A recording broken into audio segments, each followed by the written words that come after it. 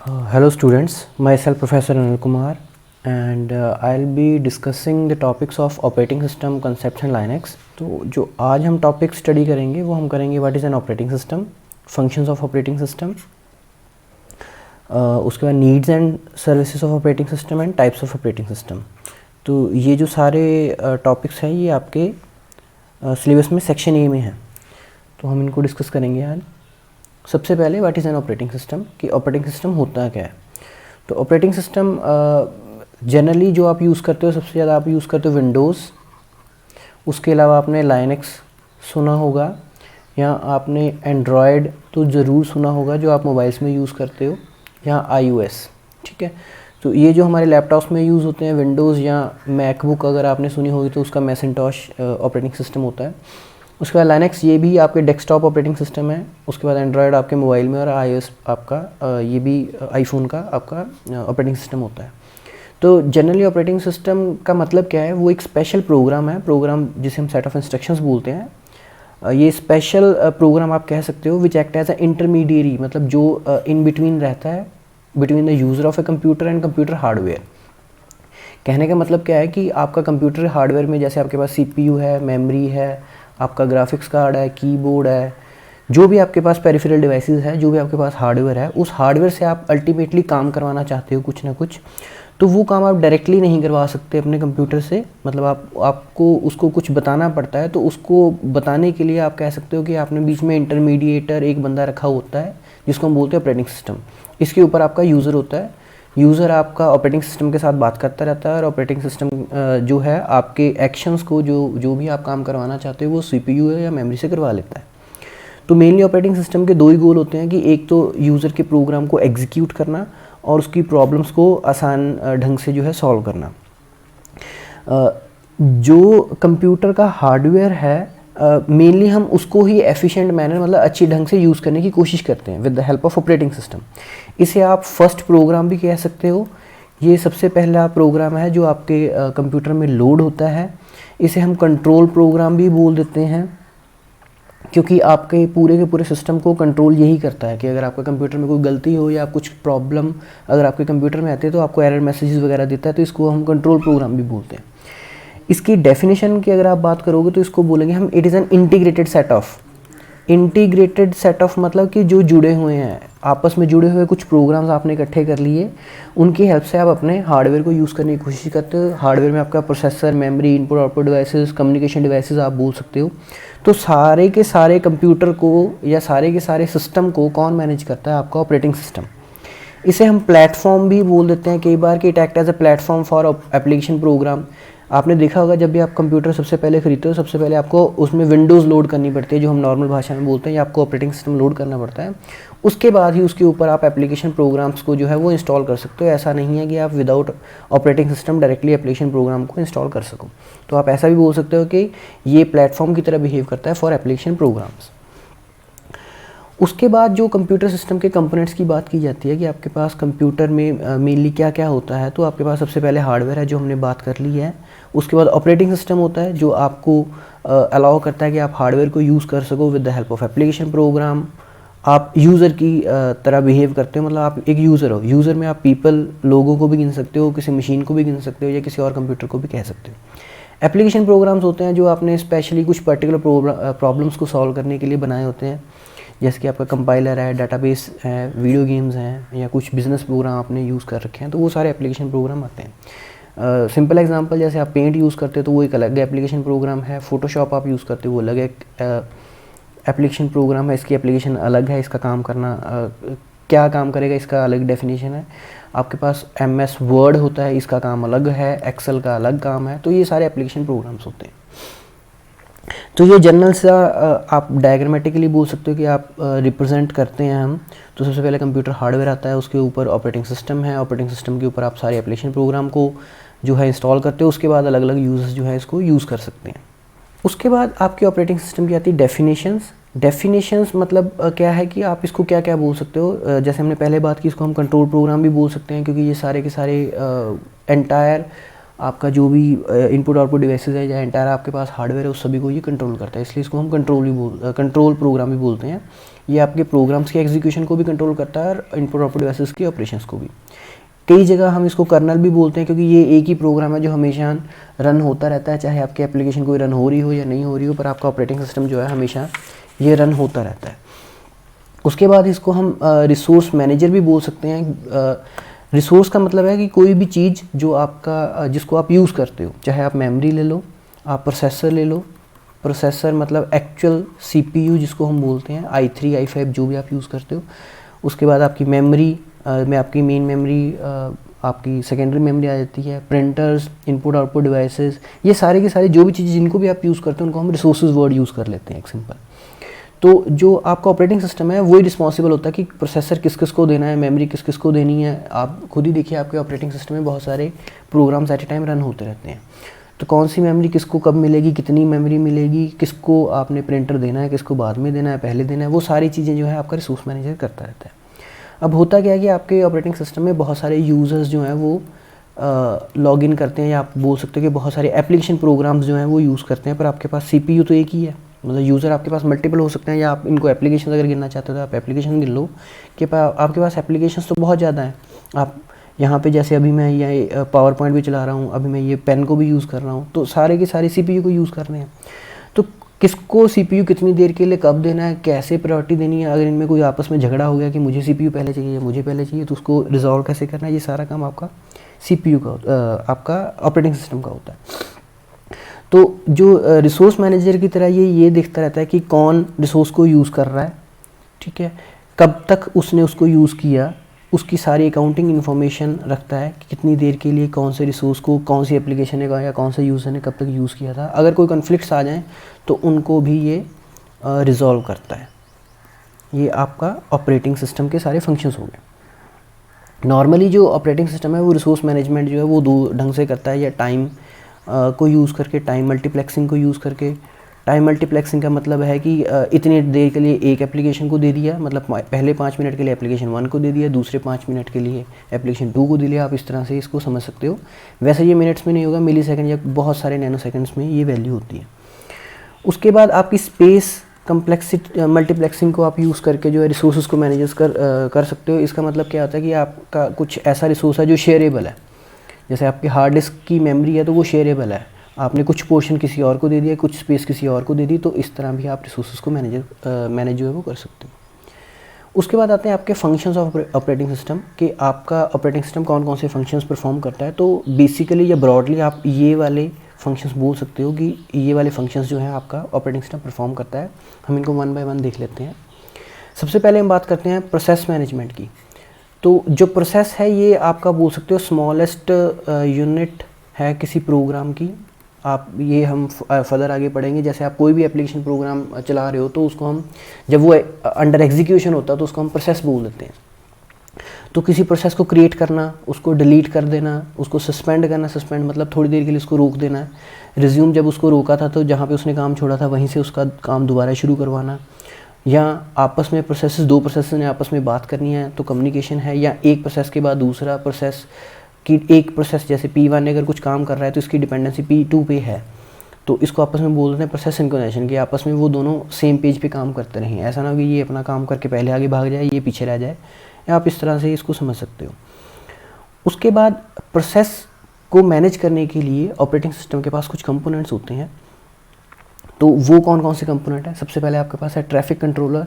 ये चेक करता रहता है कि वेदर आपका मतलब आइदर आपका प्रोसेस जो है उसका स्टेटस क्या है, मतलब वो रन हो रहा है या रेडी स्टेट में है। रन, रेडी, ये इसकी कुछ स्टेट्स होती हैं, रनिंग, रेडी, ठीक है, ब्लॉक्ड, ऐसी इनकी स्टेट्स होती हैं प्रोसेस की, कि मतलब कौन सा प्रोसेस अभी रनिंग में है, कौन रेडी है रन होने के लिए, किसको हमने ब्लॉक कर रखा है। तो ये सारी चीज़ें ट्रैफिक कंट्रोलर देखेगा। जॉब शेड्यूलर होता है, क्योंकि जॉब शेड्यूलर का मतलब क्या है कि हमारे पास एट ए टाइम बहुत सारे प्रोसेसेस होते हैं। P1 से लेकर आप Pn तक लिख लो कि बहुत सारे प्रोसेसेस हैं, वो सभी को CPU चाहिए। अल्टीमेट जो रिक्वायरमेंट होती है सबसे ज़्यादा, जो हम कह लो कि रिसोर्स जिसको हम यूज़ करते हैं सबसे ज़्यादा CPU को यूज़ करते हैं, उसके बाद मेमोरी को ज़्यादा यूज़ किया जाता है, और इनपुट आउटपुट को। ये 3 आप मेन मान के चलो, ये आपके रिसोर्सेज सबसे ज़्यादा यूज़ होते हैं। इनमें से भी सबसे आप महंगा बोल लो या सबसे ज़्यादा प्रायोरिटी के बेसिस पे आप बात कर लोगे, सबसे ज़्यादा CPU की रिक्वायरमेंट होती है, फिर मेमोरी आ गया, फिर इनपुट आउटपुट डिवाइसेस आ गया। तो अब बहुत सारे प्रोसेसेस जो है वो सभी CPU को भी उनकी रिक्वायरमेंट है कि उनको CPU भी चाहिए, मेमोरी भी चाहिए, इनपुट आउटपुट डिवाइसेस चाहिए। तो किस प्रोसेस को सबसे पहले CPU मिलेगा, या किसको मेमोरी मिलेगी, या किसको इनपुट आउटपुट मिलेगा, तो उसके लिए हम जॉब शेड्यूलर कहते हैं।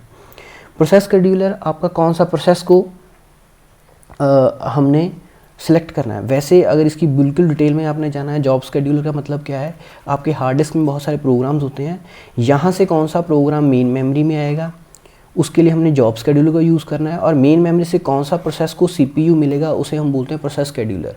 अब एक्चुअल में फिजिकली उस प्रोसेस को CPU के पास लेके जाने की जिम्मेवारी जो होती है वो डिस्पैचर की होती है। तो ये जो सारे कंपोनेंट्स हैं ये ऑपरेटिंग सिस्टम का ही पार्ट है। उसके बाद नेक्स्ट आता है आपका मेन मेमोरी। तो मेन मेमोरी मैनेजमेंट में क्या है, मेन मेमोरी यानी कि आपकी रैम हो गई। तो आपने जैसे पहले आपको ऑलरेडी पता है कि जो भी आपका प्रोग्राम एग्जीक्यूट होगा उसको आपको रैम में लेके जाना पड़ता है। तो रैम क्या करता है, आपके प्रोग्राम और इंस्ट्रक्शंस को स्टोर करके रखता है। आपकी रैम जो है वो शेयर्ड होती है, मतलब सभी एप्लीकेशन प्रोग्राम जो हैं वो रैम को शेयर करते रहते हैं। तो अब हम रैम में बहुत सारे प्रोग्राम या बहुत सारे प्रोसेसेस क्यों एट ए टाइम रखते हैं, ताकि आप CPU की यूटिलाइजेशन बढ़ा सको। कहने का मतलब आपका जो CPU है, आप देखोगे तो CPU जो कंपोनेंट है आपका कंप्यूटर में सबसे ज़्यादा कॉस्टली होता है और सारा काम CPU ही करता है, जैसे जिसे आप i3 या i5 बोलते हो।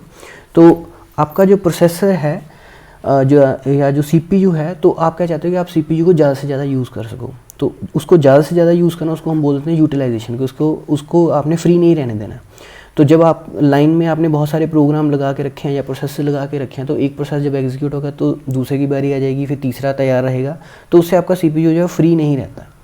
उसके बाद आप CPU रिस्पॉन्स टाइम भी बढ़ा देते हो। अदरवाइज़ आपको प्रोग्राम जो है वो हार्ड डिस्क से उठा के लेके आना पड़ता है, पर फिलहाल हमने मेन मेमोरी में रखा हुआ, इसलिए आपका रिस्पॉन्स टाइम जो है वो कम होता रहता है।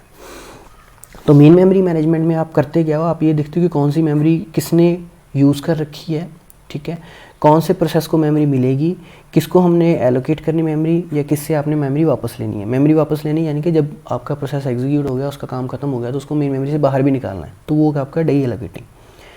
उसके बाद आपका आता है सेकेंडरी स्टोरेज मैनेजमेंट। ये आपकी बात कर रहे हैं अब हार्ड डिस्क की।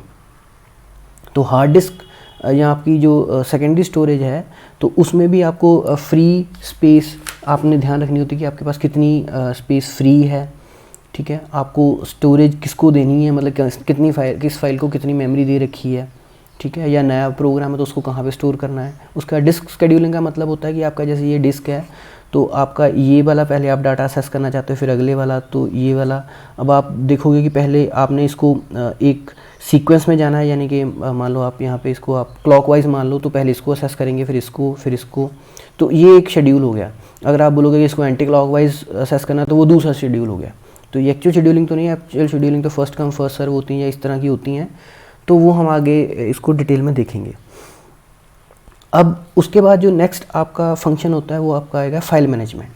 तो फाइल मैनेजमेंट क्या है, आपका स्मॉलेस्ट यूनिट होता है स्टोरेज का। आप इसको कलेक्शन ऑफ इंफॉर्मेशन को भी बोल सकते हो, file is a collection of records भी कहा जाता है। तो अब कलेक्शन ऑफ फाइल्स को हम बोल देते हैं डायरेक्टरीज। ये आपको नॉर्मल पता है, जो फोल्डर है उसको हम डायरेक्टरी बोलते हैं। उसके अंदर अब जब आप फाइल या सिंपल लैंग्वेज में हम बोलते हैं जिसकी एक्सटेंशन होती है .txt या .exe, तो वो आपकी फाइल्स हो गई। जब आपने इनका फोल्डर बना दिया तो उसको हम डायरेक्टरी बोल देते हैं। तो जो फाइल है वो आपकी कई तरह की हो सकती है, सोर्स फाइल भी हो सकती है, ऑब्जेक्ट फाइल भी हो सकती है, डेटा फाइल्स भी हो सकती हैं। तो सोर्स फाइल जैसे आपकी .c थी, .obj फाइल थी, डाटा फाइल .txt फाइल हो गई, तो इस तरह की आपकी अलग अलग फाइल्स हो सकती हैं। अब फाइल्स को क्रिएट करना, जैसे आप फोल्डर पे या फाइल पे राइट क्लिक करते हो तो वहाँ पे बहुत सारी ऑप्शंस आती हैं। तो वो सारी ऑप्शंस कौन आपको प्रोवाइड करता है, ऑपरेटिंग सिस्टम। कि आपने फाइल को क्रिएट करना है या उसको डिलीट करना है, या आपने मैनिपुलेशन करनी है यानी कि उसको राइट करना है या कॉपी करना है, या आपने उसमें कुछ और डाटा अपेंड करना है। तो फाइल्स या डायरेक्टरी पर जो भी आप फंक्शन एग्जीक्यूट करते हो वो आपका ऑपरेटिंग सिस्टम आपको प्रोवाइड करता है। मैपिंग फाइल्स का मतलब ये है कि आपको कंप्यूटर पे तो ऐसे दिखाई दे रहा है कि सी ड्राइव में यहाँ पे कोई फोल्डर पड़ा हुआ है न्यू फोल्डर नाम का, पर एक्चुअल में वो डिस्क के ऊपर कहाँ पे है, कौन से ट्रैक में है या कौन से सेक्टर में है, तो वो उसको हम मैपिंग बोल देते हैं, ठीक है। तो ये काम आपका ऑपरेटिंग सिस्टम करता है। मतलब आपको लॉजिकली तो वो सी ड्राइव में दिखाई दे रही है फाइल या फोल्डर, पर वो एक्चुअल में फाइल डिस्क पे कहाँ पड़ी हुई है, फिजिकली कहाँ पड़ी हुई है, तो वो चीज़ें आप उसको आप मैपिंग बोलते हो कि इसकी ये कहाँ पे पड़ी है, उसकी पहचान कैसे करता है computer with the help of mapping. और बैकअप का मतलब होता है कि आपने जो फाइल का बैकअप ले रखा है कि कल को आपकी फ़ाइल अगर ख़राब होगी तो आपको सेम फाइल दोबारा एज इट इज़ मिल जाए, तो उसके लिए आप बैकअप लेते हो। तो ये सारी फंक्शनैलिटी आपको कौन प्रोवाइड करता है? Operating system. उसके बाद ऑपरेटिंग सिस्टम जो है वो इनपुट आउटपुट मैनेजमेंट के लिए भी जिम्मेवार होता है। इनपुट आउटपुट का मतलब क्या है कि आपने डेटा एंटर करना है या आपने आउटपुट रिसीव करनी है। तो आपके पास बहुत सारी इनपुट आउटपुट डिवाइसेस होती हैं, उन सभी को मैनेज करने के लिए अलग अलग सब सिस्टम्स बने हुए होते हैं जिनको हम टेक्निकली बोलते हैं डिवाइस ड्राइवर्स। जैसे आपने देखा होगा कि आप को कैमरा या कोई भी आप डिवाइस इसमें इंस्टॉल करते हो, इवन आप USB भी इंस्टॉल करते हो तो उसका भी कई बार नीचे पॉपअप मैसेज आता है कि your device is ready to use. कहने का मतलब कि उसका जो डिवाइस ड्राइवर है वो इंस्टॉल हो गया होता है। डिवाइस ड्राइवर आप बोल सकते हो कि उस डिवाइस की जो भी लैंग्वेज है या उसका जो भी उसको मेथड है या उससे कह लो बात करने की जो अथॉरिटी है वो सिर्फ डिवाइस ड्राइवर को ही होती है। मतलब ऑपरेटिंग सिस्टम ने भी क्या किया, उसने सारी जिम्मेवारी अपने ऊपर नहीं ले रखी होती। उन्होंने क्या किया होता है कि फर्दर आपने डिवाइस ड्राइवर बना दिए, ऑपरेटिंग सिस्टम डिवाइस ड्राइवर को बोलता है कि मुझे ये काम इस कैमरे से करवाना है या इस मोबाइल से करवाना है या इस डिवाइस से करवाना है, तो डिवाइस ड्राइवर उस रिसोर्स से वो काम करवा के जो भी उसकी आउटपुट है वो फर्दर ऑपरेटिंग सिस्टम को वापस भेज देता है। तो device driver actually converts the logical request from the user into the specific command. मतलब ये टेक्निकल भाषा है कि आपने जो भी लॉजिकल रिक्वेस्ट आपने भेजी है उसको एक्चुअल में कमांड की तरह काम करवाना डिवाइस से, वो कौन करता है? आपका डिवाइस ड्राइवर। उसके अलावा जो डिवाइस ड्राइवर हैं ये सारी अकाउंटिंग रखते हैं कि किसने कौन सी डिवाइस को कितनी देर यूज़ किया, उसको कितनी मेमोरी मिली थी, कौन से प्रोसेसर ने उसको यूज़ किया है, जिस प्रोसेसर ने उसको यूज़ किया था वो उसने वापस उस डिवाइस को रिलीज़ कर दिया या नहीं कर दिया, तो इस तरह। उसके बाद जो आपकी डिवाइसेस होती हैं वो नॉर्मली दो तरह की होती हैं, शेयर्ड और डेडिकेटेड। शेयर्ड मतलब जो डिवाइस को आप एक से ज़्यादा users at a time use कर सकते हैं उसको हम बोल देते हैं शेयर। डेडिकेटेड एक बार अगर एक डिवाइस किसी प्रोसेस ने यूज़ करनी शुरू कर दी या यूज़र ने शुरू कर दी तो वो उसको या तो पूरी तरह छोड़ेगा या कह लो कि जब तक वो उसका अपना काम नहीं ख़त्म होगा तब तक वो उस डिवाइस को रिलीज़ नहीं करता, उसको हम बोलते हैं डेडिकेटेड डिवाइसेस। तो इसके इनपुट आउटपुट मैनेजमेंट है, आप नॉर्मली क्या करते हो, आप रिसोर्सेज का ट्रैक रखते हो। इसके लिए एक जो एक आपका सब सिस्टम बना हुआ है उसको हम बोल देते हैं input output traffic controller. Input output traffic controller हम इसको बोल देते हैं कि कौन से रिसोर्स को कौन सा जो डिवाइस कौन सा प्रोसेस या यूज़र उसको यूज़ कर रहा है, उसके बाद किसको आपने रिसोर्स देना है, रिसोर्स देने के बाद आपने इनपुट आउटपुट ऑपरेशन वहाँ पे स्टार्ट करना है। जब रिसोर्स का काम ख़त्म हो गया तो आपने उसको रिक्लेम भी करना है, वापस भी लेके आना है। तो जो एलोकेशन डी एलोकेशन के लिए हमारे पास होता है इनपुट आउटपुट स्केड्यूलर, तो ये क्या करेगा, इनपुट आउटपुट स्केड्यूलिंग करेगा। और रिक्लेम मतलब आपने जब आपका रिसोर्स का काम आपने यूज़ कर लिया, जैसे मान लो मैं कीबोर्ड को यूज़ कर रहा हूँ तो कीबोर्ड यूज़ करने के बाद अब मैंने कीबोर्ड को छोड़ दिया तो वो अब रिक्लेम हो गई, वापस चलेगी, इस तरह। उसके बाद आपका नेक्स्ट जो आता है फंक्शन होता है प्रोटेक्शन और सिक्योरिटी। प्रोटेक्शन का मतलब क्या है कि ऑपरेटिंग सिस्टम को अपने आप को भी यूज़र से बचाना होता है कि जैसे आप देखोगे अगर आप सी ड्राइव पे जाके फॉर्मेट की ऑप्शन लिखोगे तो वो सी को फॉर्मेट नहीं करेगा, वो आपको बोलेगा एक्सेस इज डिनाइड। तो कहने का मतलब कि वो यूज़र से अपने आप को बचाता है। उसके बाद आप इवन आपके एक कंप्यूटर पे एक से ज़्यादा जो यूज़र्स हैं वो भी काम करते हैं, तो एक यूज़र के प्रोसेस को कोई दूसरे यूज़र का प्रोसेस उसमें प्रॉब्लम क्रिएट ना करे, तो उसके लिए भी हमें प्रोटेक्शन चाहिए। यानी कि मतलब एक जो बंदा है वो दूसरे बंदे के काम में इंटरफेयर ना करे। आप ऐसा कह सकते हो कि एक यूज़र का एप्लीकेशन प्रोग्राम दूसरे के एप्लीकेशन प्रोग्राम के साथ कोई इंटरफेरेंस ना करे, तो उसके लिए भी आपको प्रोटेक्शन की ज़रूरत होती है। तो ये भी आपको ऑपरेटिंग सिस्टम प्रोवाइड करता है। सिक्योरिटी का मतलब क्या होता है कि आपने अपने रिसोर्सेज को बचाना है अगेंस्ट डिस्ट्रक्शन या अनऑथराइज्ड एक्सेस। मतलब कोई ऐसा बंदा आपके ऑपरेटिंग सिस्टम को यूज़ ना कर सके जो ऑथराइज्ड ही नहीं है, या वो आपके प्रोग्राम को कुछ डिलीट करना चाहता है, तो उसके लिए आप सिक्योरिटी लगा सकते हो। तो सिक्योरिटी जनरली दो तरह की होती है, एक्सटर्नल और इंटरनल। एक्सटर्नल में आपका आता है जैसे फायर, फ्लड या अर्थक्वेक वगैरह, और इंटरनल में आपका आता है यूज़र ऑथेंटिकेशन, जैसे आपने यूज़र नेम पासवर्ड दे रखे होते हैं। असेस कंट्रोल होता है कि आपने एक लिस्ट बना रखी होती है कि ये बंदे जो हैं आपके असेस कर सकते हैं, इसके अलावा कोई और असेस नहीं कर सकते। अगर आप वाईफाई वगैरह यूज़ करते हो तो आप वहाँ पे जो है असेस कंट्रोल लिस्ट भी कई बार बनाते हो। क्रिप्टोग्राफी मतलब इसको कौन समझ सकता है, आप कोड वर्ड बोल सकते हो कि कोड वर्ड में आपने अपनी जो कम्युनिकेशन है वो करना होता है। तो ये सारे आपके इंटरनल सिक्योरिटी की एग्जांपल्स आ जाती हैं। उसके बाद आपकी नेटवर्किंग। ऑपरेटिंग सिस्टम जो है ये अलाउ करता है कि आपका एक कंप्यूटर दूसरे किसी और कंप्यूटर के साथ इंफॉर्मेशन एक्सचेंज कर सके। आप वाया कम्युनिकेशन लिंक्स एक प्रोसेसर या एक CPU या एक कंप्यूटर किसी और कंप्यूटर के साथ बात कर सके। तो आपके कम्युनिकेशन लिंक्स जो है वो टेलीफोन लाइन भी हो सकती हैं या बसेस भी हो सकती हैं, जो आपने CO वगैरह में पढ़ी होंगी बसेस का मतलब सिंपल होता है कि आपकी वायर्स की आपकी कलेक्शन है जो आपके मदरबोर्ड के ऊपर होती है, तो उसे हम बस बोल देते हैं। उसके बाद आपका आता है कमांड इंटरप्रिटेशन। ये फंक्शन आपको क्या अलाउ करता है, ये आपको कुछ set of commands already provide कर देता है जिसे हम बोल देते हैं सिस्टम कॉल। तो सिस्टम कॉल का मतलब क्या है, सिंपल एक कमांड ही है। जैसे आप जो भी आप CMD पे जाके कमांड्स देते हो वो आपकी सिस्टम कॉल हो, आप उनको समझ सकते हो। इस समझने के लिए कि आपने सिस्टम कॉल दे दी, आपने मतलब कुछ काम करवाना चाहते हो, जब आपको सिस्टम कॉल मिली तो आपका जो ऑपरेटिंग सिस्टम का कमांड इंटरप्रिटेशन वाला फंक्शन है वो क्या करता है, इस सिस्टम कॉल को समझता है और उस पर्टिकुलर सिस्टम रिसोर्स को वो वाली रिक्वेस्ट या वो वाली कमांड भेज देता है कि उसके अकॉर्डिंग वो एक्ट करे या उस रिक्वेस्ट को फुलफ़िल करे। जैसे मैंने कोई कमांड दे दी, जैसे आप मान लीजिए DIR कमांड दे दी, तो DIR मतलब मैंने डायरेक्टरी लिस्टिंग करनी है, तो ये आपकी कॉल बन गई।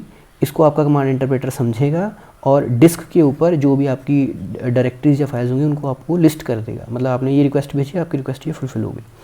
तो जो आपका कमांड इंटरप्रिटेशन है वो तो दो तरह का होता है। कमांड लाइन इंटरफेस जो आप CMD में यूज़ करते हो या आपने DOS में यूज़ किया होगा, उसे हम बोलते हैं कमांड लाइन इंटरफेस। उसमें आप सारा की सारी जो कमांड्स है वो कीबोर्ड के थ्रू देते हो। बाकी होते हैं ग्राफिकल यूज़र इंटरफेस, ये सेकंड टाइप होती है जिसमें आप मेन्यूज़ का यूज़ करते हो। जैसे फाइल पे जाके आपने सेव पे क्लिक कर दिया या आप माउस का राइट क्लिक या लेफ़्ट क्लिक कर रहे हो, तो ये सारी चीज़ें जो होती हैं ये आपके ग्राफिकल यूज़र इंटरफेस का पार्ट होती हैं। तो मतलब आपका जो कमांड इंटरप्रिटेशन है ये दो तरह का हो सकता है। आपका कमांड लाइन इंटरफेस हो सकता है या फिर आपका ग्राफिकल यूज़र इंटरफेस हो सकता है। उसके बाद आती हैं आपके ऑपरेटिंग सिस्टम कौन कौन सी सर्विसेज प्रोवाइड करता है। तो सर्विसेज जो है ये आपका फंक्शंस में ही से ही उठाई जाती हैं, तो हम इनको एक बार देख लेते हैं। जैसे आप पहली सर्विस ये प्रोवाइड करता है प्रोग्राम एग्जीक्यूशन, मतलब आपके प्रोग्राम को रैम में लोड करना और रैम में लोड करने के बाद उसको एग्जीक्यूट करना। तो ये काम हो गया आपका, ये सर्विस आपको प्रोवाइड करता है ऑपरेटिंग सिस्टम। उसके बाद इनपुट आउटपुट को संभालना है, आपने कोई फाइल को रीड करने की कमांड दे दी या आपने को प्रिंट करनी है आउटपुट को, तो इनपुट आउटपुट की जो भी ऑपरेशंस हैं या इनपुट आउटपुट डिवाइसेस को जो भी हैंडल करना है वो सर्विसेज भी आपको ऑपरेटिंग सिस्टम प्रोवाइड करता है। फाइल सिस्टम मैनिपुलेशन में फ़ाइल को क्रिएट करना, रीड करना, राइट करना, उसको डिलीट करना है, तो ये सारे आप सिंपल एक कमांड दे देते हो डिलीट करने की, या वो फाइल डिस्क में कहाँ पड़ी हुई है उसको कैसे डिलीट करना है, उसका जो पॉइंटर है वो कैसे, उसके एड्रेस को कैसे डिलीट करना है, तो वो सारा काम आपका ऑपरेटिंग सिस्टम ऑटोमेटिकली करता है। कम्युनिकेशन का मतलब क्या है कि आप मैसेज पासिंग को यूज़ करते हो, यानी कि आपका एक प्रोसेस किसी और प्रोसेस के साथ बात कर सकता है या आपका एक कंप्यूटर किसी और कंप्यूटर के साथ कम्युनिकेट कर सकता है। आपको ब्लूटूथ की जैसे ऑप्शन मिली है या वाईफाई की मिली है या आप लैन केबल के साथ कनेक्टिविटी बना रहे हो, तो वो सारी जो ऑप्शंस हैं या उसकी जो भी सर्विसेज हैं वो आपको ऑपरेटिंग सिस्टम प्रोवाइड करता है। एरर डिटेक्शन, आप कंप्यूटर चला रहे हो और उसमें कुछ आपका एरर आ जाता है, तो एरर आपका दो तरह का आ सकता है, या तो हार्डवेयर के थ्रू आएगा या फिर आपके सॉफ्टवेयर के थ्रू आएगा। तो किसी तरह का जो भी एरर है उसको कैसे हैंडल करना है बेस्ट वे में, वो ऑपरेटिंग सिस्टम ऑलरेडी उसको पता होता है, वो बार बार उसको मॉनिटर करता रहता है। और जिस तरह का भी एरर आता है उस तरह का आपको जहाँ तो मैसेज आ जाएगा या आपको बता दिया जाता है कि आपको ये प्रॉब्लम है। जैसे आपने कई बार देखा होगा नीचे आपका कई बार साउंड नहीं चलता या इंटरनेट कनेक्ट नहीं होता, तो वो बोल देता है कि डिटेक्टिंग एरर समथिंग, इस तरह का मैसेजेस आते हैं। तो वो क्या है, ऑपरेटिंग सिस्टम आपको सर्विस प्रोवाइड करता है। रिसोर्स एलोकेशन, कौन सा रिसोर्स किसको देना है, कब देना है। रिसोर्सेज में आपका CPU, मेन मेमोरी, फाइल्स या इनपुट आउटपुट डिवाइसेस, ये सारी आ जाती हैं। तो कौन सी रिसोर्स किसको देनी है, कितनी देर के लिए देनी है, किस यूज़र को पहले मिलनी चाहिए, किसको बाद में, किस प्रोसेसर को पहले मिलनी चाहिए, किस प्रोसेस को बाद में, तो वो सारे डिसीजन आपका ऑपरेटिंग सिस्टम लेता है। अकाउंटिंग मतलब जो भी हमने ट्रैक रखा रिसोर्स एलोकेशन में, उसको आपने एक सिस्टमेटिक वे में नोट डाउन करके रखना है, तो इसे आप अकाउंटिंग कह सकते हो। उसके बाद आप कहते हैं प्रोटेक्शन। प्रोटेक्शन का मतलब हो गया कि आपका जो सिस्टम है उसको आपने प्रोटेक्ट करके रखना है, मतलब आपका अनऑथराइज्ड एक्सेस ना हो, एक यूज़र का प्रोग्राम किसी और यूज़र के प्रोग्राम को अफेक्ट ना करे, एक ऑपरेटिंग सिस्टम ने अपने आप को भी बचाना होता है। नेक्स्ट है आपका टाइप ऑफ ऑपरेटिंग सिस्टम। तो ये आपके पास 10 तरह के जो है ऑपरेटिंग सिस्टम अवेलेबल हैं। तो ये जो मैंने बोल्ड कर रखे हैं ये आपके सिलेबस में स्पेशली मेंशन्ड है, बट फिर भी हम सभी का गो थ्रू सभी से करेंगे। तो सबसे पहले आपका single user, multi user, simple batch processing, multi programming, multi tasking, parallel और multi processing, time sharing, distributed, real time और मल्टी थ्रेडिंग। तो वन बाय वन करके हम इनको देख लेते हैं। सबसे पहले आता है आपका single user operating system. Single user operating system में क्या है कि आपका जो कंप्यूटर है उसको एक ही यूज़र असेस कर सकता है। तो उसका मतलब क्या है कि आपके कंप्यूटर में जितने भी रिसोर्सेज अवेलेबल हैं, आपके पास मेमोरी है, सीपीयू है, कोई इनपुट आउटपुट डिवाइसेस है, वो सारी की सारी उसी यूज़र के लिए बनी हुई हैं। तो मतलब उस यूज़र के ऊपर होली सोली उन सभी रिसोर्सेज के ऊपर होली सोली वो सिंगल यूज़र जो है वो काम कर सकता है। तो इसमें आपका एक ही प्रोसेसर होता है, प्रोसेसर यानी कि एक्चुअल में सीपीयू। अब जब हम प्रोसेसर की बात करते हैं तो हम सीपीयू की बात करेंगे। आपके पास एक ही सीपीयू है और उस सीपीयू पर आप एट ए टाइम एक ही प्रोग्राम को जो है वो एग्जीक्यूट कर सकते हो और एक ही यूज़र है आपके पास। तो इसे हम बोल देते हैं सिंगल यूज़र ऑपरेटिंग सिस्टम। तो इसकी फर्दर दो टाइप्स हैं, सिंगल यूज़र सिंगल टास्किंग। कहने का मतलब कि आपका सीपीयू एक ही है, एक आपके पास यूज़र है पर वो प्रोग्राम भी सिर्फ एक ही चला सकता है। इसे हम बोल देते हैं single user single tasking. Multitasking में क्या है कि सीपीयू भी वन ही है, आपके पास एक ही यूज़र है पर आप वो एक से ज़्यादा प्रोग्राम अगर रन कर सकता है तो उसे हम बोल देते हैं सिंगल यूज़र मल्टीटास्किंग। अब इसकी डिसएडवांटेज क्या है कि लेस सीपीयू यूटिलाइजेशन है। लेस सीपीयू यूटिलाइजेशन का मतलब क्या है कि आपका सीपीयू मोस्टली आइडल रहता है, क्योंकि एक जो यूज़र है वो सीपीयू को पूरी तरह यूज़ नहीं कर सकता। तो आपका मोस्ट ऑफ द टाइम जो सीपीयू वो आइडल रहेगा, फ्री रहेगा। तो इसलिए आप बोल देते हो कि यहाँ पे सीपीयू यूटिलाइजेशन जो है वो कम है। नेक्स्ट जो आपकी टाइप आती है वो आती है अपनी multi user operating system. Multi user operating system में क्या है कि आपके जो मल्टीपल यूज़र्स असेस कर सकते हैं आपके कंप्यूटर के रिसोर्सेज को। यानी कि पहले क्या था कि आपके पास एक ही कंप्यूटर था और उसके सारे के सारे रिसोर्सेज सिर्फ एक ही बंदा यूज़ करता था, पर यहाँ पे क्या है एक से ज़्यादा जो आदमी है उसको यूज़ कर सकते हैं।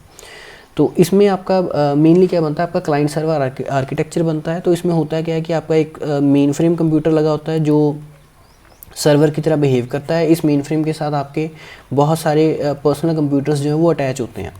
तो पर्सनल कंप्यूटर क्या करते हैं, वो अपनी अपनी रिक्वेस्ट भेजते रहते हैं इस मेन फ्रेम कंप्यूटर को या सर्वर को, और जो सर्वर है वो उनकी रिक्वेस्ट को जो है वो फुलफ़िल करता रहता है।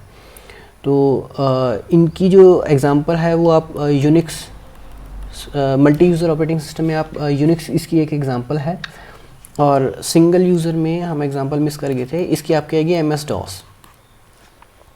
तो यूनिक्स में क्या है कि आपका क्लाइंट सर्वर रिलेशनशिप हो सकता है और इसमें मल्टीपल यूज़र्स जो हैं वो आपकी रिसोर्सेज को असेस कर सकते हैं। तो इसकी एडवांटेज भी यही रहेगी कि आप शेयरिंग कर पाते हो डाटा की, इन्फॉर्मेशन की या रिसोर्सेज की। और डिसएडवांटेज क्या है कि आपका जो हार्डवेयर है वो आपको एक्सपेंसिव लेना पड़ता है, यानी कि जो आपका सर्वर है ये काफ़ी महंगा होता है। और इसमें परफॉर्मेंस रिडक्शन का मतलब यहाँ पे ये है कि एक उतने से रिसोर्सेज, आपके पास रिसोर्सेज लिमिटेड है और उन लिमिटेड रिसोर्सेज को आपके बहुत सारे यूज़र्स जब यूज़ करेंगे तो ऑब्वियसली आपकी परफॉर्मेंस जो है वो रिड्यूस होगी। उसके बाद जो नेक्स्ट आपकी टाइप आती है वो आएगी बैच प्रोसेसिंग ऑपरेटिंग सिस्टम। तो ये सबसे पुराना मेथड है। इसमें क्या था कि इसमें आपकी डायरेक्ट इंटरेक्शन ऑपरेटिंग सिस्टम के साथ नहीं होती थी, no direct interaction with the operating system. उस टाइम क्या होता था कि आपका एक कंप्यूटर ऑपरेटर अलग से आपने एक बंदा, या आप कह सकते हो एक नॉर्मल एक अलग से आपने एक डेडिकेटेड पर्सन रखा होता है जो आपका ऑपरेटिंग सिस्टम के साथ इंटरेक्ट करता है। मतलब आप डायरेक्टली कंप्यूटर के साथ इंटरेक्ट नहीं करते हो, आपने एक स्पेशल कंप्यूटर ऑपरेटर रखा होता है जो कंप्यूटर को चलाता है। तो जिसने भी अपना काम करवाना होता है वो क्या करता है, अपना जॉब को प्रिपेयर करता है normally in the form of punched card, और उस कार्ड में सारी इन्फॉर्मेशन होती है डाटा की, कंट्रोल इन्फॉर्मेशन की, या जो भी आपने प्रोग्राम बनाया होता है वो सारी इन्फॉर्मेशन उसमें हम डाल देते हैं और उस जॉब को हम सबमिट कर दें कंप्यूटर ऑपरेटर को।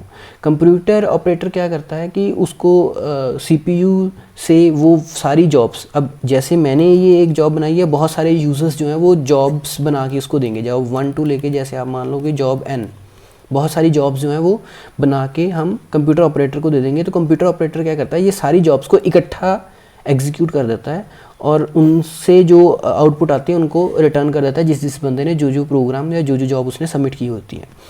तो ये सिंपल समझने के लिए एग्जांपल है। वैसे आपने डॉस में .bat फाइल्स पढ़ी होंगी, तो उसमें भी हम बैच फाइल्स बनाते थे। तो उसमें क्या करते थे कि .bat फाइल में हम बहुत सारी कमांड्स जो थी वो लाइन में लिख देते थे, और ये सारी कमांड्स जो है जब आप एक बैट फाइल को चलाते हो तो सारी की सारी कमांड्स लाइन वाइज सारी एग्जीक्यूट हो जाती थी और हर एक की आउटपुट अलग अलग दिखाई दे जाती थी। तो उसे हम बोल देते हैं बैच प्रोसेसिंग। बैच प्रोसेसिंग में एक कंसेप्ट आता है स्पूलिंग। स्पूलिंग का मतलब क्या है कि जो ये टाइम हम ले रहे हैं जॉब को बना के सबमिट करने का, उसे हम बोल देते हैं स्पूलिंग। नॉर्मली स्पूलिंग का मतलब क्या होता है, एक सिंपल बफर है जो आप जैसे प्रिंटर में सबसे ज़्यादा यूज़ होती है स्पूलिंग, तो बफर एक बना देते हैं। बफर मतलब एक मेमोरी का कुछ एरिया हम रिजर्व करके रख देते हैं।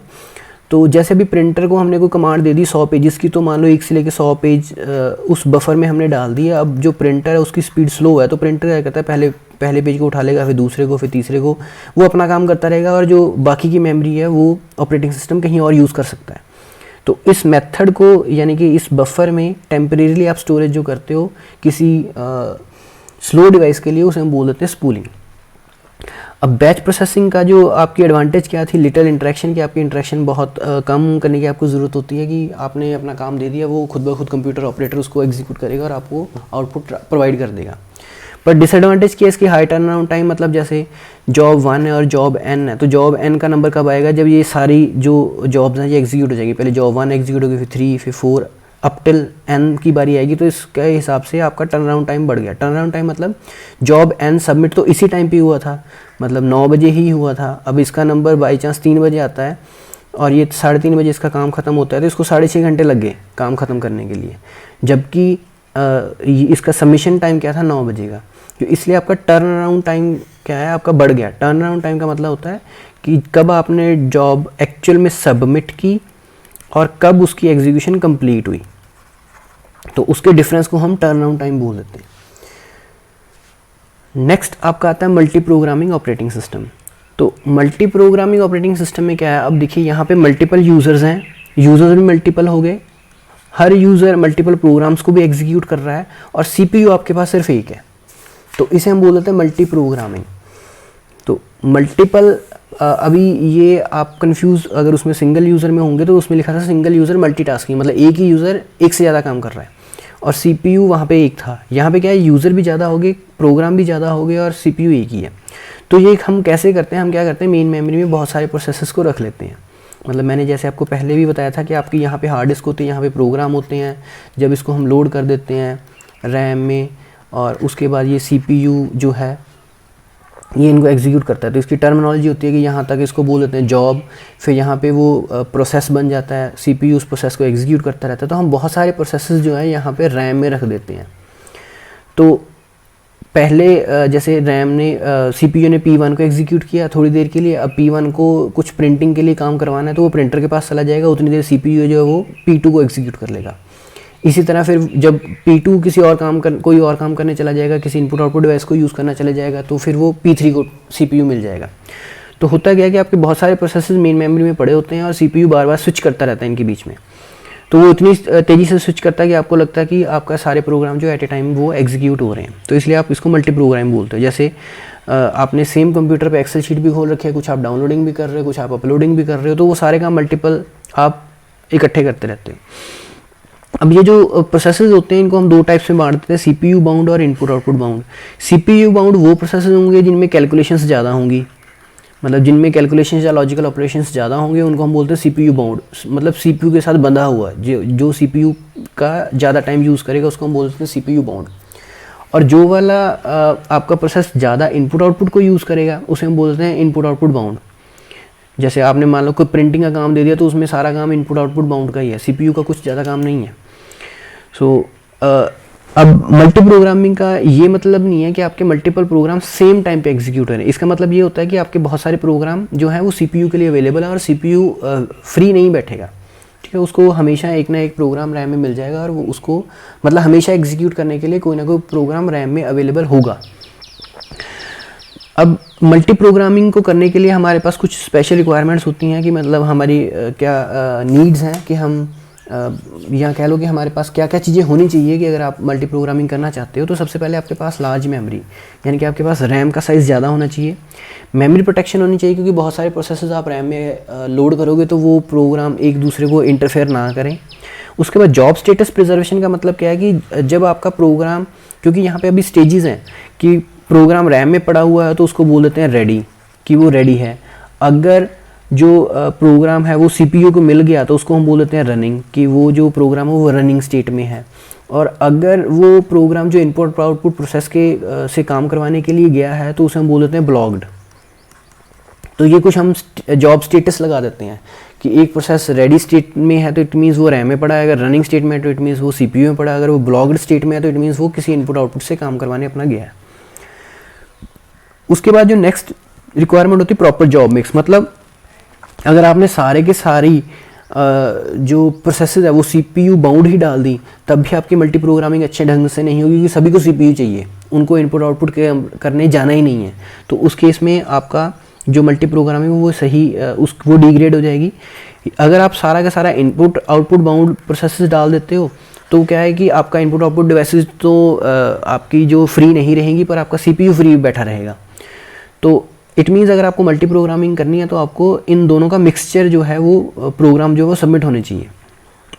उसके बाद CPU शेड्यूलिंग क्या मतलब है कि आपके रैम में बहुत सारे प्रोसेसेस पड़े हैं, जैसे P1 P2 P3 हमने बात कर ली, तो अब P1 पहले CPU के पास जाएगा या P3 पहले जाएगा या P2 पहले जाएगा या कौन किसके बाद जाएगा, इसका डिसीजन लेने के लिए हमारे पास स्पेशल एल्गोरिदम हमें चाहिए। CPU शेड्यूलिंग मतलब CPU का शेड्यूल क्या होगा, वो कौन से प्रोसेस को कब यूज़ करेगा, इस सारे का डिसीजन जो है वो लेने के लिए हमारे पास CPU शेड्यूलिंग एल्गोरिदम होते हैं, तो हमें उसकी ज़रूरत पड़ती है। अब मल्टी प्रोग्रामिंग के फ़ायदे क्या हो गए, इंक्रीज थ्रोपुट। थ्रोपुट होता है कि आपने 1 घंटे में या 1 मिनट में आप कितना काम करते हो। तो अब क्या है कि क्योंकि आपका CPU फ्री नहीं बैठेगा, आपके रैम में हमेशा कोई ना कोई प्रोग्राम पड़ा रहेगा जिसको CPU को एग्जीक्यूट करना पड़ेगा, तो उसके कारण आपकी जो थ्रोपुट है 1 घंटे में काम करने की क्षमता ज़्यादा बढ़ जाएगी। रिस्पॉन्स टाइम भी कम हो जाएगा, क्योंकि आपके जो प्रोग्राम आपको हार्ड डिस्क से लोड नहीं कर रहे हो, आप सीधा रैम में आपने रखे हुए हैं, रैम से वो CPU में चले जा रहे हैं। अब डिसएडवांटेज क्या है, ऑपरेटिंग सिस्टम की सिरदर्दी ज़्यादा बढ़ गई यहाँ पे, और आपको मेमोरी मैनेजमेंट की ज़रूरत पड़ेगी, क्योंकि आपके बहुत सारे प्रोग्राम अलग अलग साइजेस के आपको मेमोरी में रखने हैं, तो आपको मेमोरी मैनेजमेंट की ज़रूरत ज़्यादा पड़ेगी, और आपको CPU शेड्यूलिंग जो स्पेशल एल्गोरिदम है उसकी भी ज़रूरत पड़ेगी। तो ये इसके डिसएडवांटेजेस हो गए। अब आगे आता है मल्टीटास्किंग। अब मल्टीटास्किंग और मल्टी प्रोग्रामिंग में क्या फ़र्क है, मल्टी प्रोग्रामिंग में हमने बोला था मल्टीपल यूज़र, यहाँ पे हमने बोला single user, multiple programs single CPU। फ़र्क क्या पड़ा, सिर्फ मल्टी यूज़र का। अगर multi user multiple program execute करते हैं तो उनको बोल देते हैं मल्टी प्रोग्रामिंग, अगर सिंगल यूज़र मल्टीपल प्रोग्राम को एग्जीक्यूट करता है तो उसको बोल देते हैं मल्टीटास्किंग। अब जो मल्टीटास्किंग है वो 2 तरह की होती है, कोऑपरेटिव और प्रीएम्प्टिव। कोऑपरेटिव में क्या है कि आपके एक प्रोग्राम को CPU मिल गया, अब वो उसको कोई इनपुट आउटपुट का काम करवाने जाना है तो वो खुद ब खुद ही CPU शेयर कर लेगा वॉलेंटरली किसी और के साथ, तो उसे हम बोल देते हैं कोऑपरेटिव। तो इसमें जो आपकी एग्जांपल आती है वो आती है विंडोज़ की 3.x, यानी कि 3 पॉइंट के बाद जो भी आपकी हैं वो सारी आपकी कोऑपरेटिव में आती हैं। तो मतलब यहाँ पे क्या है कि आपका CPU है जो वो शेयरेबल है, मतलब प्रोग्राम जो है खुद ब खुद CPU शेयर कर देता है। प्रीएम्प्टिव में क्या हो गया कि CPU जिस बंदे ने ले लिया, जब तक वो काम नहीं उसका कंप्लीट होगा वो CPU को छोड़ेगा नहीं। अगर आपने उसको CPU आप उससे छुड़वाना है तो आपको फोर्सफुली करना पड़ेगा। अगर मान लीजिए आपका कोई काम चल रहा है, उससे हाई प्रायोरिटी जॉब आ गई और उसको CPU पहले चाहिए, तो वो पहले वाले से CPU जो है वो ज़बरदस्ती छुड़वा लेगा, तो उसे हम बोलते हैं प्रीएम्प्टिव मल्टीटास्किंग। इसकी जो एग्जांपल आती है आपकी आती है यूनिक्स। तो इस तरह ये आपकी होगी मल्टीटास्किंग। उसके बाद आपका जो नेक्स्ट टाइप आती है वो आती है मल्टी प्रोसेसिंग या पैरेलल प्रोसेसिंग। इसको पैरेलल ऑपरेटिंग सिस्टम भी बोलते हैं या मल्टी प्रोसेसिंग भी बोलते हैं।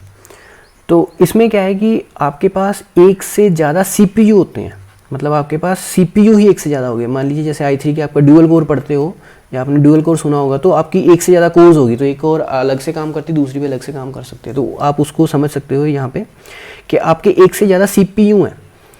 तो अब इसमें क्या है कि CPU पर रिसोर्सेज आपके पास सेम है, यानी कि एक ही कैबिनेट में, अब मैं कैबिनेट वर्ड यूज़ कर रहा हूँ जिसको आप CPU बोलते हो, तो उसी कैबिनेट में, कैबिनेट मतलब जहाँ पे वो आपकी CD-ROM लगी होती है, यहाँ पे बटन लगा होता है इसको ऑन करने के लिए कंप्यूटर को, तो इस कैबिनेट में आपके पास एक से ज़्यादा CPU हैं, पर आपका जो मॉनिटर है या आपका जो कीबोर्ड है या माउस है वो तो आपके पास सेम ही रहेंगे। तो आप क्या करते हो, रिसोर्सेज को शेयर करते हो, या आप बोल सकते हो कि मेमोरी, मेनली मेमोरी जो है वो आपकी शेयरेबल है, आपकी जो बस है वो शेयरेबल है, आपका जो क्लॉक है वो शेयरेबल है, और पेरिफेरल डिवाइसेस, पेरिफेरल डिवाइसेस यानी कि इनपुट आउटपुट डिवाइसेस जो हैं वो सारी आपकी शेयरेबल होती हैं यहाँ पे।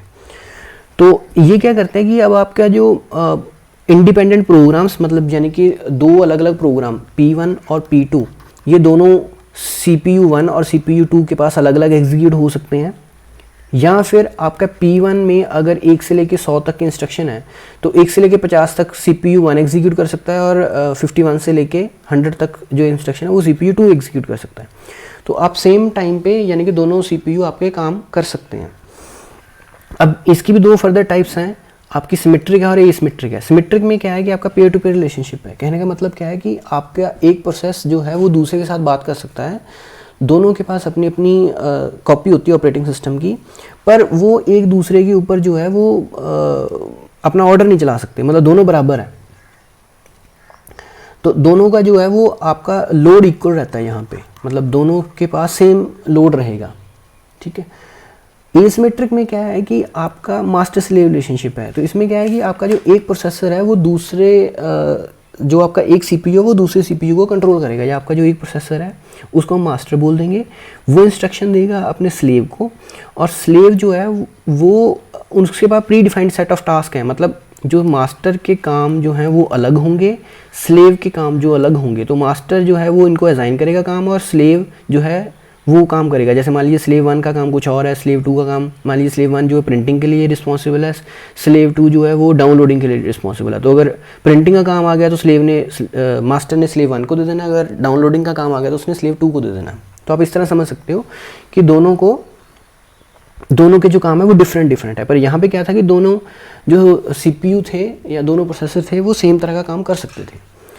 अब इसकी एडवांटेजेस क्या है, आपकी रिलायबिलिटी इंप्रूव होगी। रिलायबिलिटी इंप्रूव मतलब अगर आपका एक प्रोसेसर ख़राब हो गया तो आपके पास दूसरा प्रोसेसर अवेलेबल है। थ्रूपुट आपकी बढ़ जाएगी क्योंकि आपके पास मल्टीपल प्रोग्राम्स को आप एग्जीक्यूट कर सकते हैं दो अलग अलग सीपीयू पे, तो आपका थ्रूपुट बढ़ गई। मतलब आपके सेम 1 घंटे में या 1 मिनट में आपके ज़्यादा काम जो है वो निकलने शुरू हो जाएंगे। उसका लोअर टर्न अराउंड टाइम, मतलब आपका जो टाइम आपको कंप्लीट टर्न अराउंड टाइम होता है कि आपने कब काम शुरू किया और कब ख़त्म हो गया, उसे हम बोलते हैं टर्न अराउंड टाइम। तो आपका जो टर्न अराउंड टाइम है वो भी रिड्यूस हो जाएगा। फॉर एग्जांपल जैसे ये था P1, अगर आपका एक CPU होता तो उसको सारी की सारी 100 इंस्ट्रक्शंस एग्जीक्यूट करनी थी तो उसको टाइम ज़्यादा लगना था। अब क्या है कि आपके पास 2 CPU हो गए तो एक ने 50 इंस्ट्रक्शन पहले एग्जीक्यूट कर दी, दूसरे ने नेक्स्ट वाली 50 एग्जीक्यूट कर दी, तो आपका जो टर्न अराउंड टाइम है वो कम हो जाएगा ऑटोमेटिकली।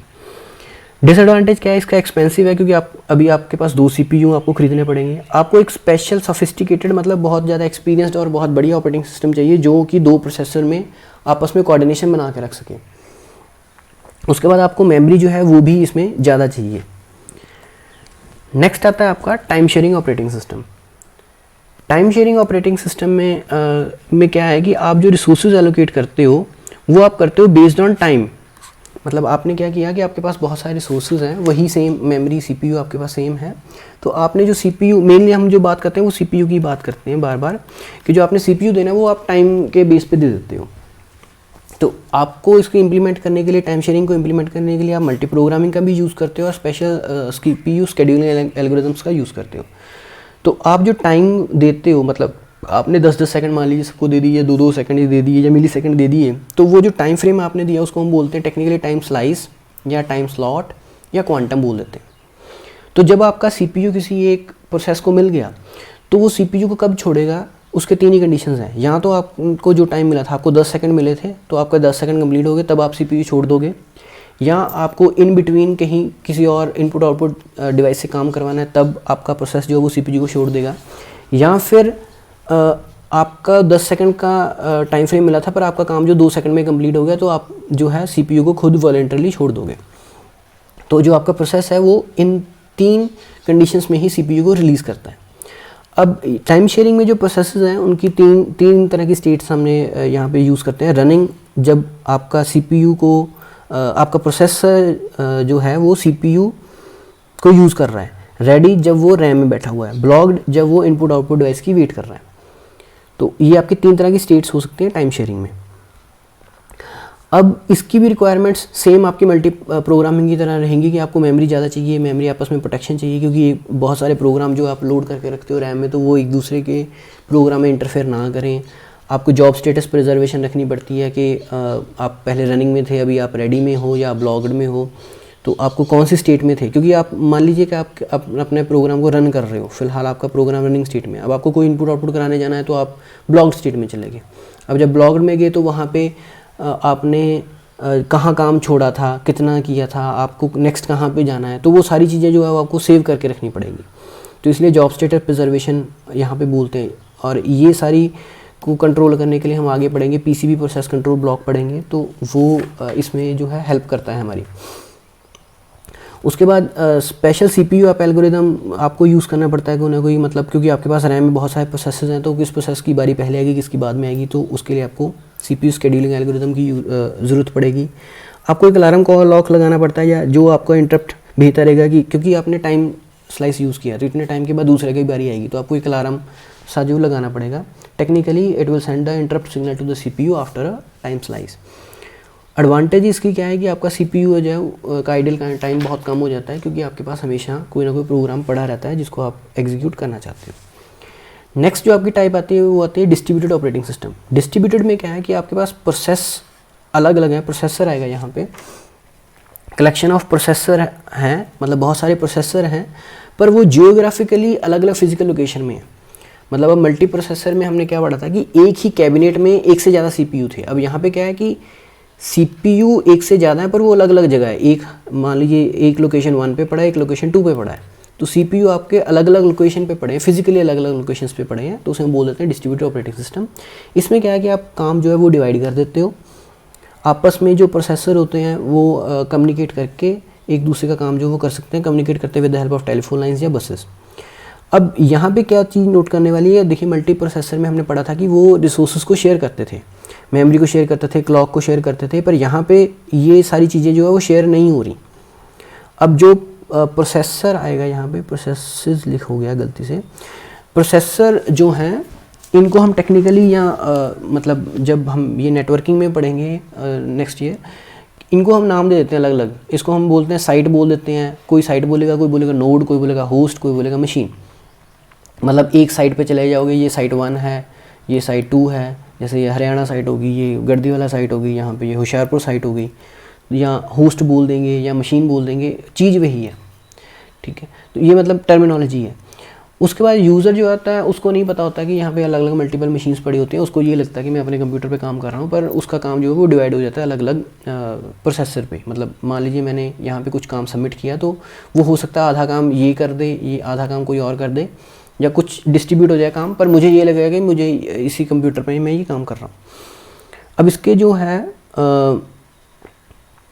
मॉडल हैं जो वो दो तरह के होते हैं, मतलब डिस्ट्रीब्यूटेड ऑपरेटिंग सिस्टम में क्लाइंट सर्वर मॉडल होता है, यानी कि आपका जो क्लाइंट है वो सर्वर को रिक्वेस्ट भेजेगा, रिक्वेस्ट को फुलफिल करेगा आपका सर्वर। पेयर टू पेयर में क्या है कि आपस में ये सारे जो है रिसोर्सेज को एक्सचेंज करके ये क्लाइंट्स की तरह बिहेव करते हैं, ये आपस में रिसोर्सेज को शेयर करते रहते हैं, मतलब इनमें कोई मास्टर स्लेव का रिलेशनशिप नहीं है, ये नहीं है इसका पार्ट। उसके बाद एडवांटेजेस इसमें क्या आती हैं कि आपका रिसोर्स आप शेयर कर सकते हो, आपकी कंप्यूटेशन स्पीड बढ़ जाएगी क्योंकि आपके पास प्रोसेसर एक से ज़्यादा है, आपका लोड भी शेयर हो जाता है, काम भी बढ़ जाता है। रिलायबिलिटी मतलब अगर आपका एक साइड ख़राब है तो दूसरी साइड चल रही होगी, दूसरी ख़राब है तो तीसरी चल रही होगी, तो आपकी रिलायबिलिटी जो बढ़ जाती है। कम्युनिकेशन आपस में आप कम्युनिकेट कर सकते हो। उसके बाद आपकी जो नेक्स्ट टाइप आती है वो आएगी real time operating system. Real time operating system का मतलब क्या है कि जो आपको काम दिया गया है उसको आपने with in specified time, rigid मतलब आपको सख्त टाइम दिया गया है कि आपको इतने मिनट में ही उसको काम को ख़त्म करना है। अब इसमें क्या होता है कि आप अफोर्ड नहीं कर सकते कि आप लेट हो, मतलब अगर आपने काम सही किया है पर लेट किया है तो उसकी कोई वैल्यू नहीं है। मतलब जो भी आपको काम करना है वो विद इन स्पेसिफाइड टाइम ही आपके ऑपरेटिंग सिस्टम को कंप्यूटेशन करनी पड़ती है। अगर वो उस टाइम के बाद कंप्यूटेशन करता है तो वो किसी काम का नहीं रहता। फॉर एग्जांपल जैसे फ्यूल इंजेक्शन सिस्टम है या वेपन सिस्टम है कोई, या ट्रैफिक लाइट सिस्टम है, तो वो टाइम के बेसिस पे ज़्यादा है। यहाँ पे सबसे ज़्यादा प्रायोरिटी किसकी होती है? टाइम की। लॉजिक की उतनी नहीं होती, मतलब लॉजिक ही है, पर अगर मान लो लॉजिक आपका सही है, काम आपका सही हो रहा है, पर वो उतने टाइम में नहीं हो रहा है। मतलब ट्रैफिक लाइट आपकी 10 सेकंड बाद चेंज होनी चाहिए थी, पर वो चेंज हो रही है 10 मिनट बाद, हो सही रही है पर लेट हो रही है, तो उतनी देर में तो आपका ट्रैफिक ही जाम हो जाएगा। तो कहने का मतलब कि आपका विद इन टाइम जो है यहाँ पे सबसे ज़्यादा प्रायोरिटी दी जाती है रियल टाइम ऑपरेटिंग सिस्टम में। इसकी रिक्वायरमेंट क्या आएगी? रियल टाइम ऑपरेटिंग सिस्टम को इम्प्लीमेंट करने के लिए आपके पास प्रोसेस शेड्यूलिंग होनी चाहिए, मतलब कौन से प्रोसेस को सिलेक्ट करना है, जिसको आपने सीपीयू देना है, या यहाँ पे आप प्रीएम्प्टिव शेड्यूलिंग का भी यूज़ कर सकते हो। नॉर्मली यहाँ पे प्रीएम्प्टिव शेड्यूलिंग का ही यूज़ किया जाता है प्रायोरिटी बेस्ड, क्योंकि आपको टाइम, जिसकी टाइम की इंपॉर्टेंस ज़्यादा होगी वो सीपीयू को पहले यूज़ करेगा। मेमोरी मैनेजमेंट, बहुत सारी आपको मेमोरी चाहिए। इनपुट आउटपुट वैसे आपको जो है मैनेज करनी पड़ेगी, इंटरप्ट मैनेजमेंट करना पड़ेगा क्योंकि बार बार इंटरप्शन होगी बिकॉज ऑफ टाइम ओनली।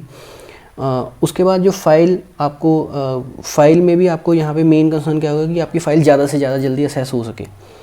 तो ये सारी आपकी रिक्वायरमेंट है रियल टाइम ऑपरेटिंग सिस्टम को इम्प्लीमेंट करने के लिए। Real time operating system further 2 types के होते हैं, हार्ड रियल टाइम और सॉफ्ट। हार्ड रियल टाइम का मतलब क्या है कि आपको काम तो करना है विद इन स्पेसिफिक टाइमिंग, पर इन केस अगर आप उस टाइम फ्रेम में काम नहीं कंप्लीट कर पाते हो तो जो फेलियर होगा वो बहुत ही ज़्यादा क्रिटिकल होगा, भयानक होगा। जैसे आपका फ़्लाइट कंट्रोल सिस्टम है कि अगर आप उतनी देर में फ़्लाइट को कंट्रोल नहीं करते हो तो आपकी फ़्लाइट जो है वो क्रैश हो सकती है। उसके बाद सॉफ्ट रियल टाइम सिस्टम का क्या मतलब है कि काम तो आपको उतने टाइम में ही करना है, सेम ही है, पर अगर आप उतने टाइम में नहीं कर पाते तो आपको बहुत ज़्यादा नुकसान नहीं होगा। जैसे वर्चुअल रियलिटी, मतलब आपने वर्चुअली कोई चीज़ बना रखी है तो आप वहाँ पे अगर कोई काम कर रहे हो तो अगर वो थोड़ा बहुत डिले भी हो जाएगा तो उससे बहुत ज़्यादा फेलियर नहीं होगा, ठीक है। तो 2 काम आपको विद इन टाइम ही करना है, पर हार्ड रियल टाइम में क्या है कि आपका फेलियर जो है उसको बहुत ज़्यादा नुकसान होगा, और सॉफ्ट रियल टाइम में क्या है, नुकसान आपका कम है। तो ये 2 तरह के आपके सिस्टम हो सकते हैं। जो इसकी लास्ट टाइप है ऑपरेटिंग सिस्टम की, that is multi threading operating system. अब मल्टी थ्रेडिंग का मतलब थ्रेड मतलब आप धागा आप मानते हो, तो यहाँ पे थ्रेड्स धागे किसके हैं, आपके एप्लीकेशन के। एप्लीकेशन को आपने फर्दर और छोटे छोटे हिस्सों में तोड़ रखा है, उसको हम बोलते हैं थ्रेड्स।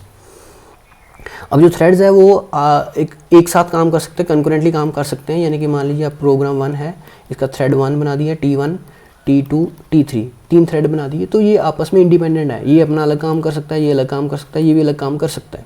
तो ये डिपेंड करता है कि ये आपस में इनकी कोई डिपेंडेंसी है या नहीं है। तो अदरवाइज़ ये रन कंकरेंटली ये एक साथ काम कर सकते हैं। Process is a collection of 1 और मोर थ्रेड्स, मतलब आपका जो प्रोसेस होता है उसमें बहुत सारे थ्रेड्स होते हैं। जो थ्रेड है, मतलब आप बोलिए कि प्रोसेस जो है वो एक पेरेंट है, थ्रेड उनके चिल्ड्रंस हैं। तो प्रोसेस जो थ्रेड हैं वो हमेशा प्रोसेस के साथ ही चलते हैं। ऐसा नहीं है कि थ्रेड अकेला चलेगा। अगर कोई प्रोसेस चल रहा है, मान लीजिए प्रोसेस P1 चल रहा है, उसके ये तीनों थ्रेड चल रहे हैं, तो इन केस अगर P1 एग्जिट हो जाता है या किसी वजह से इसको आपको टर्मिनेट करना पड़ता है, तो आपके जो सारे थ्रेड है वो भी टर्मिनेट हो जाएंगे। मतलब थ्रेड जो वो इंडिविजुअली काम नहीं कर सकते, they are always a part of a process only. तो आप थ्रेड्स का यूज़ करते क्यों, क्योंकि आप या इसकी क्या फ़ायदे हैं। तो अगर आपने मॉड्यूलरिटी को कंट्रोल करना है, मॉड्यूलरिटी मतलब जैसे हम मॉड्यूल्स बनाते हैं या फंक्शंस अलग अलग बनाते हैं, तो आप मान सकते हो अलग अलग फंक्शंस एक थ्रेड है।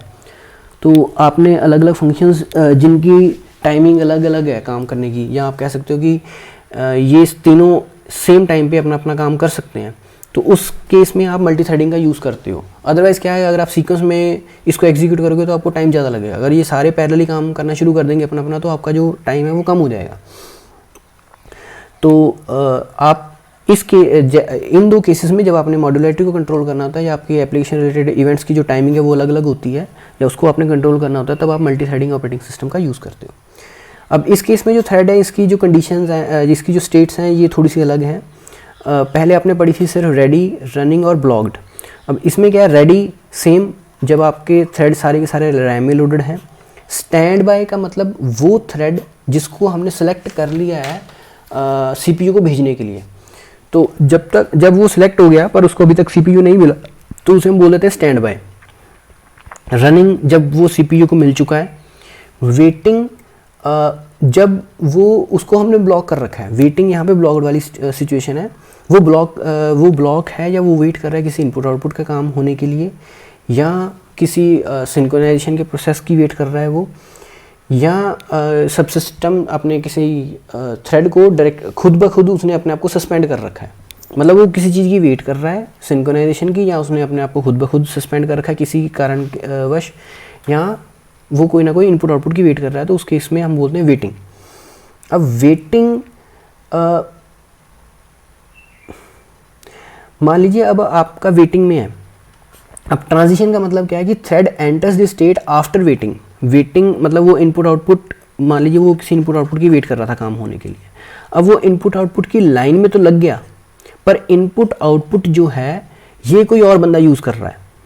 मतलब वेटिंग में क्या था कि आपका जो थ्रेड है वो एग्जीक्यूशन चल रही थी उसकी, पर उसको अभी किसी इनपुट आउटपुट की ज़रूरत पड़ गई, तो उसने अपनी स्टेट जो है वेटिंग में चेंज कर ली। अब वो इनपुट आउटपुट की लाइन में पहुंच गया, उसकी क्यू में लग गया, पर जो वो रिसोर्स जिस इनपुट आउटपुट को वो यूज़ करना चाहता था या जिस रिसोर्स को वो यूज़ करना चाहता था वो रिसोर्स कोई और बंदा यूज़ कर रहा है, तो उस केस में हम बोलेंगे उसको ट्रांजिशन फेज में है वो। उसके बाद है टर्मिनेटेड, जब थ्रेड ने अपना काम सारा कंप्लीट कर लिया है या फिर उसका प्रोसेस जो पेरेंट प्रोसेस था उसने अपना काम ख़त्म कर लिया है, तो उसके बाद की जो स्टेट आएगी उसे हम बोल देते हैं टर्मिनेटेड। टर्मिनेटेड पे वो क्या है, सारे रिसोर्सेज जो है वो रिलीज़ कर देता है। तो ये था आपका यूनिट 1 का जो फर्स्ट पोर्शन। आई होप कि ये सब आपको क्लियर हो गया होंगे टॉपिक्स। इन केस अगर आपको कोई प्रॉब्लम है तो आप मुझे कॉन्टैक्ट कर सकते हो। Thank you very much.